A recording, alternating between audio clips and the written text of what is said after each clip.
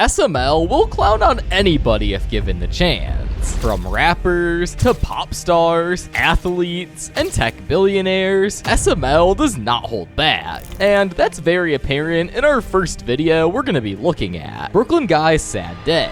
And this video makes fun of a bunch of celebrities. So it's Beyonce's birthday, and she invites Brooklyn Guy. However, today is also the same day that Steve Irwin died, which sours Brooklyn Guy's mood, so he doesn't go to the party. He lets Beyonce know by giving her a call, and then we hear what Beyonce has to say about it. I don't give a stabbing stingray that you don't like the month of September.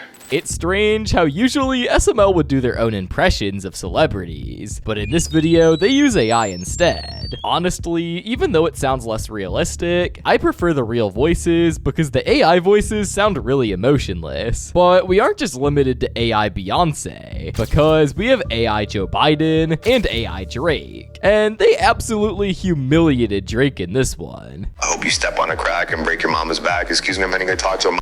And that's not it, because Brooklyn Guy says this just after. Do you think he'll take a picture with me?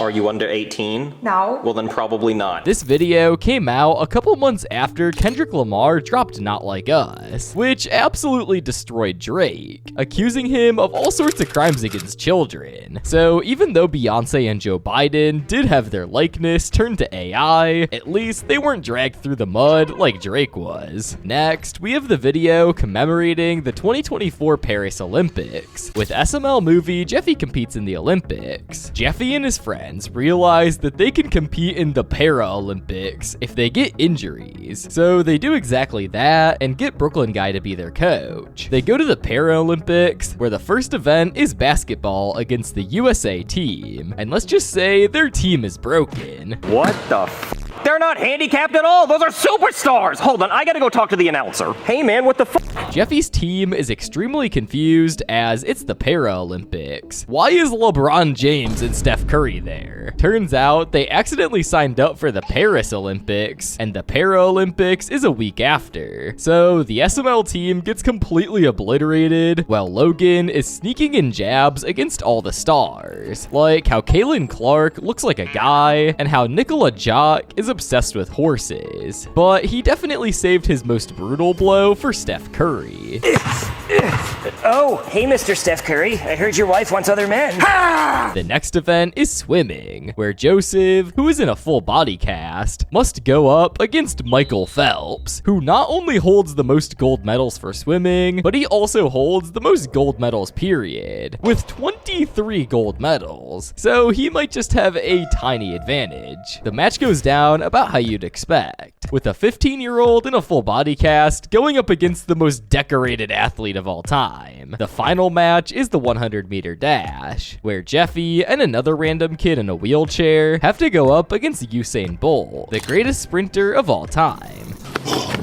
Every little thing is gonna be alright. Every Little Thing Is Gonna Be Alright is actually from the Bob Marley song, The Three Little Birds. Usain Bolt loved that song, and that line specifically. So much so that it sort of became his catchphrase, with the song being played before each of his races. Despite Usain Bolt having 8 gold medals, and Jeffy standing around for the first 20 minutes, the match ends up being a draw, with Jeffy getting an Olympic gold medal. Next is the President Trilogy, with President Brooklyn Guy, President Marvin, and President Jeffy, where we get to see a lot more of Donald Trump. Firstly, in President Jeffy, we have Jeffy running for office after winning his classroom election. How he was able to get promoted from class president to the actual president candidate is beyond me. But after a debate where both Trump and Jeffy make interesting campaign promises. So, they should elect me president because I'm already president. I would ban all school. No kid would ever have to go to school ever again. Eventually, Jeffy wins the election and nukes the entire world. I don't know what else we should have expected. Next, we have President Marvin. Trump is back for re-election in 2024, and Biden has dropped out. So who else better to fill the spot for the Democratic nominee than Marvin? Marvin and Trump then also have a debate where, even though it's been 4 years, it seems like Trump has not changed one bit. My ear bled more blood than they've ever seen anything else bleed ever. Marvin then gets shot because this video was filmed after the assassination attempt, and when when it comes to Logan and massive tragedies, they do not mesh well. Then Marvin drops out of the election, and Trump comes out on top. But not for long, because in President Brooklyn Guy, it's revealed that Kamala Harris has replaced Marvin and is competing against Trump. But none of that matters, because Brooklyn Guy somehow gets voted president, and then he, you guessed it, starts nuking things. This time though, at least it didn't lead to the end of the world. Brooklyn Guy then gets his hands on the president's book with all of its secrets, and let's just say they're shocking. Yep, 9/11, inside job, just like I thought. However, fun can't last forever, and there had been a miscount, and Trump was actually voted in as president. Now, we have the online groomer portion of the video. With Summer School Part 2, Brooklyn Guy gets fired, and Junior's favorite cereal. In Summer School Part 2, and Brooklyn Guy gets fired, the characters talk about a mysterious streamer who has been talking to kids in an inappropriate way. This is a reference to Dr. Disrespect, who not long before these videos came out, was exposed for doing this. The story behind how he was exposed is actually crazy. Basically, Chris Tyson, one of Mr. Beast's former friends who is trans, decided to reveal to the public her name change from Chris Tyson to Ava Chris Tyson. This caused a large outpour of hate for many different reasons. One being that Chris had a wife and children, whom he had to divorce after her transition. The reason I bring this up is that one of the people criticizing Chris from leaving his wife and child was Nick Merckx. You should be ashamed of yourself, leaving behind your wife and child to play pretend. One day you'll wake up and realize what you've done. As a result of this, Chris responded back by angrily implying one of Nick Merckx's friends is hiding something. You've got a habit of putting your garbage input on a situation. You have no knowledge of it. Also, you and your friend have other things you should probably be discussing, instead of making up false claims about me, girly pop. Most people gathered that this friend was Dr. Disrespect, and the thing was something regarding an inappropriate interaction he had with a minor. This had led to the internet speculating and arguing for days on whether or not Doc was guilty, seeing as there was no evidence at the time until Doc finally came out with a statement. And let's just say it was not good. Were there Twitch whisper messages with an individual minor back in 2017? The answer is yes. Were there real interactions behind those messages? The answer is absolutely not. These were casual, mutual conversations that leaned too much in the direction of being inappropriate, but nothing more. Nothing illegal happened. No pictures were shared, no crimes were committed. I never even met the individual. He admits that he texted a minor inappropriately, but vigorously denies that anything more than that happened. However, trying to act like texting a minor is no big deal was pretty disgusting, and the fact that he was hiding it for years meant that regardless of whatever excuses Doc could come up with, the public had already made up their mind.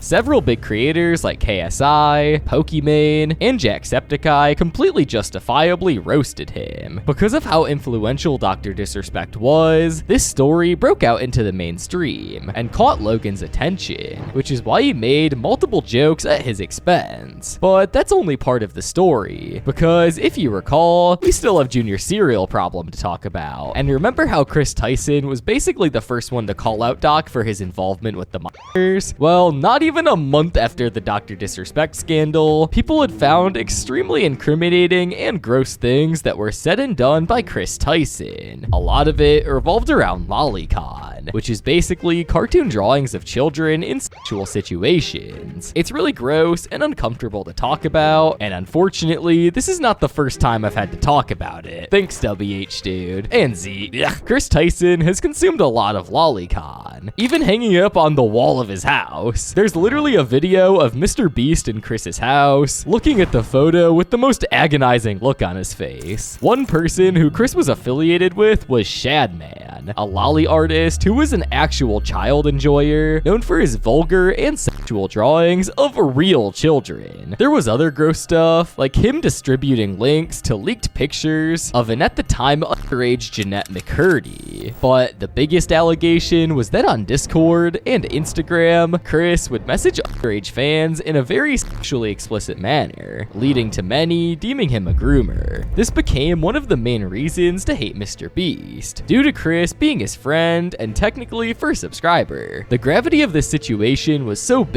that it also received a lot of mainstream coverage, and was what led Logan to make this joke in Junior's favorite cereal. There's someone at the door, guys. We should all answer it together in case it's P. Diddy or one of Mr. Beast's workers. I think that's like the latest person who did it. After those last entries, I feel like taking a long shower. But this next video, the homeless makeover, is a lot more quick and tame. In this video, Penelope and Cody are watching RuPaul's Drag Race, where RuPaul names Anthony as the drag queen. As a lot of you probably know, RuPaul's Drag Race is a real show where a bunch of drag stars get judged by RuPaul to see who the real drag queen is. And I think Lavelle does a pretty good impression of him. Hello, welcome to RuPaul's Drag Race. It's me, RuPaul. Ken Drake Lamar is next. And as we've talked about before in Brooklyn Guy's Sad Day, this comes after the Drake versus Kendrick beef, which Junior explains, and wow, from just the description that Junior gives, I can tell it was a Kendrick sweep. I don't have a daughter.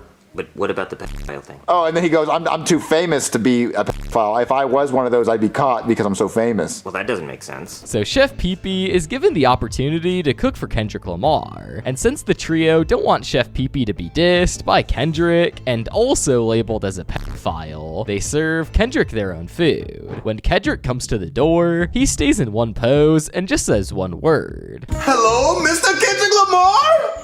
Damn. This is a reference to his album, also titled Damn, which Lavelle even holds a record of. They serve him the food, but then Kendrick notices Cody and how he treats Ken like a real person. This sends off alarm bells in Kendrick's brain, and he needs to make a diss track on Cody. And he does that by sending it off to the news for the boys to watch. Cody listens to the diss track, which is pretty brutal, but hey, at least they didn't call him a pedophile.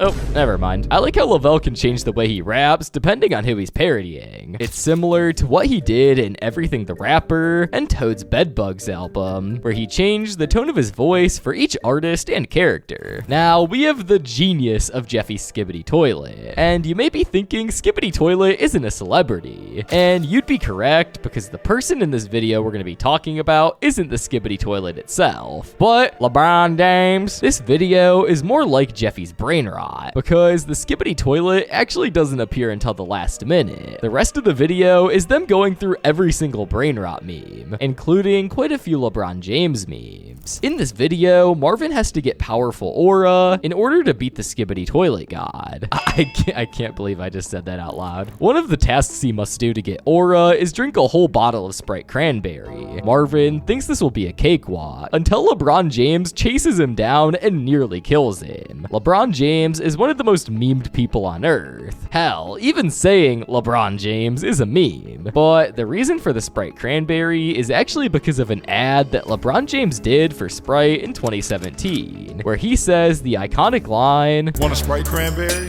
This quickly became a meme because who in the world wants a Sprite Cranberry? Plus, the animation looks really unsettling. The next thing they poke fun at him for is the "You are my sunshine" meme.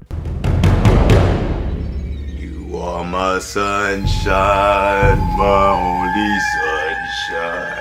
Also, the LeBron James is my Pookie Bear meme. Yeah, call me Pookie Bear. Who's your Pookie Bear? Which I'll tackle both at once since they basically have the same origin. So there's a trend on TikTok where people would glaze LeBron James, with the trend creatively being called the LeBron glazing trend. One of the glaze posts was this poem where they called LeBron James their Pookie Bear. And another was an edit of LeBron James with his face plastered on a bright sun with the "You Are My Sunshine" song. Now that I've enlightened you on LeBron James glaze, I think I deserve for you to go down and subscribe. Or else, how else would you have found out that crucial information? Next, we have Jeffy's Fast and Furious. This is another quick one. Jeffy needs a new car quickly, so he competes in a drag race where he loses his PP Cruiser and asks Richard for help. He lets Jeffy borrow his dad's Lamborghini and absolutely destroys the competition. Who is the competition, you may ask? Well, it's none other than Vin Diesel, the man who plays Dominic Toretto in the Fast and Furious movies. In this video, Poobie as Vin Diesel is just obsessed with saying family all the time. You're about to learn what family is. This is exactly what Vin Diesel does in the movies. I remember watching Fast and Furious 7 back in the day, and being so confused why this guy keeps yapping about family. It turns out this was a massive meme, not only amongst fans of the Fast and Furious movies, but amongst normal people to the point where they don't even remember Dominic Toretto's name. They just know him as the Family Guy. No, not that Family Guy. Poobie also keeps saying, "I am Groot," in reference to Vin Diesel's other most popular role, as Groot from the MCU. Then we have one of the most controversial SML videos, Jeffy the Spy. Here we have Jeffy and Marvin being detained by ICE and threatened with deportation because they think they're Chinese spies. And I mean, who can blame them? Just listen to Jeffy's impression. I pledge allegiance to the flag of the United States of America.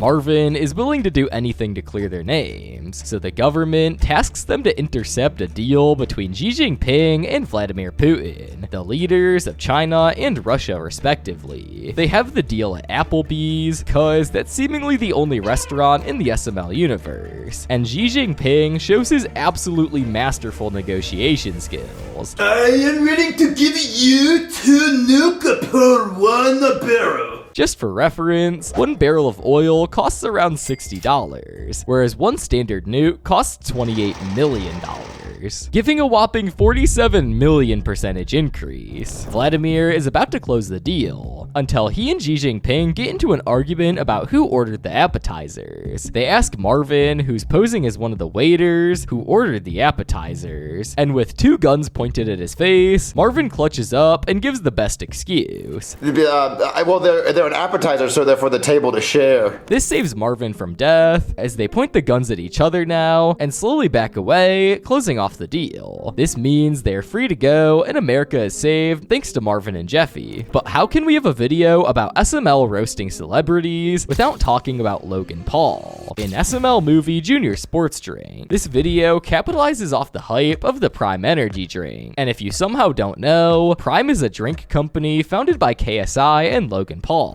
In the beginning of the video, Chef Pee-Pee forgets to bring the kids drinks, so Junior has a massive crash out. He then decides that instead of acting like a baby, he would just get his own. And what does he bring out other than Prime? He says that Prime is good because athletes drink it, which is questionable logic at the very least. And Cody points out that the drink is actually kind of bad for you. This does have some basis in reality, as Prime contains a ton of electrolytes, which in the correct doses are good for you, but many doctors have pointed out that Prime may have too many electrolytes, which could lead to serious health complications. Foods with an incredibly high sodium content and electrolyte are not considered particularly healthy. But Logan Paul is not the only one Logan makes fun of in this video, because when Junior creates his drink, he uses Alvin and the Chipmunks on the logo. This gets him sued by David Cross, who we'll talk about more in a future entry. But for now, all you need to know is that he plays Uncle Ian in the Alvin and the Chipmunk movies, and he sues them for $20,000. The final person Logan goes in on is Caitlin Clark from the WNBA.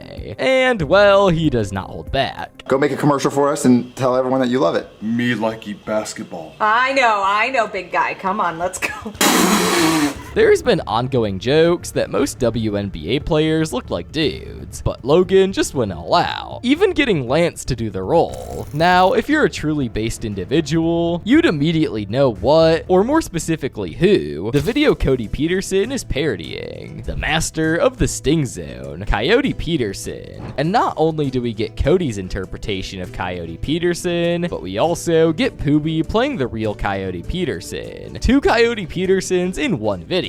If you don't know, Coyote Peterson runs the Animal Planet show, Brave Wilderness, where he goes out into the wild and gets stung by different animals, plants, insects, pretty much anything really. And before he gets stung, he says his catchphrase.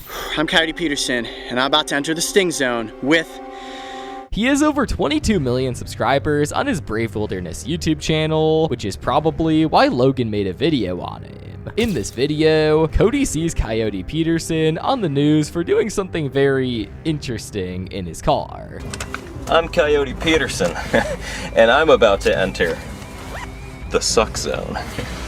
So Cody tries to replace him while Coyote Peterson is in jail. This ends really bad with Cody dying from a snake bite and Coyote Peterson's videos being revealed to be fake. But I think the most interesting part of the video is not anything in the video, but the fact that Coyote Peterson actually commented on the video.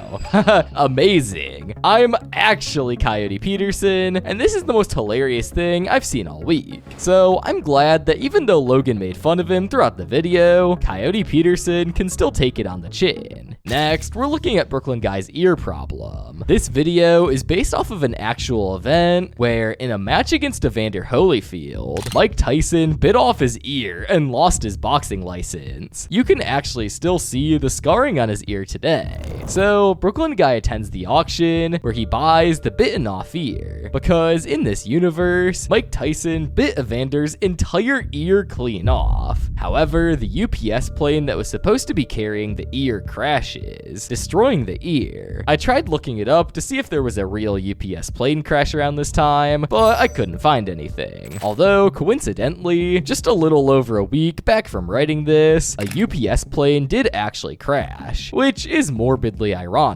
So, Brooklyn Guy needs to get Evander Holyfield's other ear, which the judge permits him to do. He just so happens to see that Evander Holyfield, played by Lavelle, is actually at Applebee's, and they make all the jokes you would expect at his expense. Well, what can I get you started with? Maybe an appetize ear? What you got? Maybe an irresistible? Now, we have Jeffy and the Jeffy Monks, where we get introduced to David Cross. As explained in the Junior Sports Drink segment, David Cross is the guy who played Uncle Ian in Alvin and the Chipmunks. And even though all the films had either mixed or negative reviews, David Cross is always mentioned as being the best part of those films. He also had a decorated history as a comedian, creating many influential shows and sketches, which is probably why Logan chose him specifically to parody, because they don't even call him Uncle Ian. They just call him David Cross because of how iconic he is. So Jeffy creates the chipmunks in a toaster oven, and Marvin's reaction to them is pretty reasonable. Jimmy, what the f are those things? So they're adopted by David Cross and his wife, Amber Tamblyn, who they record music for. Dougie's KFC Pizza is next, and here we go from Poobie playing David Cross to playing Colonel Sanders. In this video, Colonel Sanders is basically just a more soft-spoken Ronald McDonald, who also has a machine gun. He's like the enforcer of the KFC brand, which is actually the complete opposite of what Colonel Sanders was like in real life. He couldn't take the rapid expansion of his business at his old age, which is why he sold the company. Ever since, he's been very critical of KFC's fall off in quality, calling it slop, sludge, and famously said that the gravy tasted like cardboard. He also didn't like how they used his face on the branding, even getting into a lawsuit regarding it. So yeah, looking at all that, I don't think Colonel Sanders will be willing to commit murder for the KFC company. But now we have Goodman's heart transplant, where we get to see Jeffrey Epstein in this universe. Now, if you don't know who Epstein is, there are multi-hour-long documentaries discussing the horrible things he's done. But what you've got to know is that Epstein owned an island where he trafficked and did horrible things to girls. But what's really shocking is that a bunch of celebrities, rich people, and even world leaders had gone to this island to party with Epstein. Supposedly, they had no idea of all the terrible things going on the island, but people are extremely skeptical, with there being a supposed list of names and crimes they committed. Epstein kept this list as blackmail, which the public believes is being kept away by the government. However, one person that is on the list is apparently Mr. Goodman. In the Goodman's heart transplant video, Goodman needs a new heart and he can't find one. He complains about how his friend Jeffrey owned an island where he could just grab a new heart. Damn, I sure wish my buddy Jeffrey was still alive. I could just go to his island and pick any heart I want. I think we've all figured out by now that there is nothing that is too far for Logan. And to be honest, there's an actual possibility that Logan could one day drop SML movie Jeffy Epstein, and it would just be like a regular upload for him. Moving on from one monster to another, in Jeffy Catches a Predator, Joseph has been messaging this guy who's a massive Eagles fan. Joseph tells the others that this guy is 30 years old, and has been sending pictures of his thing. Cody gets rightfully concerned when Joseph says that the guy is coming to the house, so he calls the cops. When the Predator gets to the door, it gets revealed that it's none other than EDP-445. What the f***'s going on, everybody? It's your boy EDP-445. He gets immediately apprehended by the cops and thrown in jail. EDP is probably the most notorious internet predator, and the whole situation regarding his exposal was insane. So this guy named Alex Rosen had been hearing claims that EDP had been messaging minors, so he decided to pose as a 13-year-old to try to get in his DMs. This worked way too successfully, with EDP sending a picture of his own shit to what he thought was a 13-year-old. This was accompanied by a whole lot of other nasty stuff, which was ultimately sent to Alex, posing as the kid, to meet up in front of this motel, and lo and behold, EDP showed up. But while EDP was expecting a cupcake, he was actually met with Alex Rosen and his camera crew, who asked him the fateful question. So what brings you out here today? Well, I was, And then EDP delivered his most iconic line. Well, I was actually coming out here to pick up a cupcake and then go back home. EDP's sting became so popular that millions of people who had never heard of EDP were now learning about him because of the sting operation. It even revitalized the predator catching genre on YouTube, with creators like Gideon posting near weekly videos of him catching these predators. So knowing Logan, it only took a matter of time until he made a video about it. However, the lore goes even deeper than that, because way before any of this controversy even happened, Logan had actually reached out to EDP to become a full-time cast member for the SML crew. He accepted the offer and even went to the Super Bowl with tickets paid for by Logan. But then, for some reason, Logan had ghosted him, and he made this video bashing him. Well, I guess it was probably for the best that Logan never hired EDP, but at least we got to hear EDP in an SML video. Well, I was actually coming out here to pick up a cupcake and then go back home. But that's not it with this video, because just looking at the title, Jeffy Catches a Predator, you might actually realize that this video is actually a parody of the show To Catch a Predator with Chris Hansen, with Marvin and Steve Staleberger in the role of Chris Hansen. If you remember, in Junior's Big Hero 6 problem, we had the CEO of Fortnite played by Poobie, and now in the Future Machine, we have the CEO of Rockstar Games, Sam Houser, also played by Poobie. This video was uploaded just after the 2023 GTA 6 trailer was dropped, and it was announced that the game would be coming out in 2025. This enrages the boys who have been waiting since 2013 for this game, so they're really pissed. Well, it's 2025, so at least the boys will be happy now.